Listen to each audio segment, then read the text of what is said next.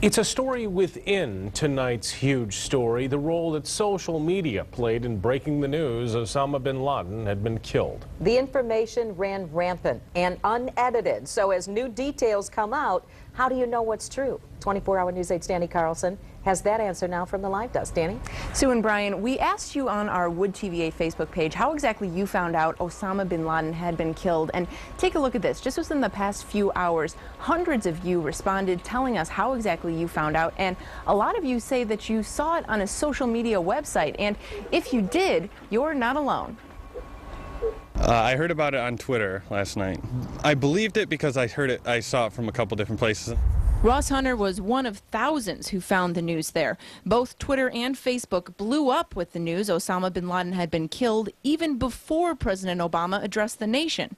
Twitter saying last night they had an average of more than 3,000 tweets per second, calling it the highest sustained rate of tweets ever. I think social media is important, especially to people of my age and generation, because that's where we're getting all of our news nowadays. Important, yes, and this time it looks like Twitter might have even broken this big story. People are going to hear things. They're going to post it right away to Facebook or Twitter because they want to be the ones that break it. They want to be the ones that's telling everyone. But that's exactly why Davenport University's communications coordinator, Sasha Wolf-Vanderlet, says you can't believe everything you read on a social media website. Just because you see it out there doesn't mean it's true, and you should probably go to a second source just to make sure. So she says maybe don't use those sites as an official news authority, but that doesn't mean social networking sites don't have an important role to play. What Twitter and Facebook can really do is it creates kind of a global conversation.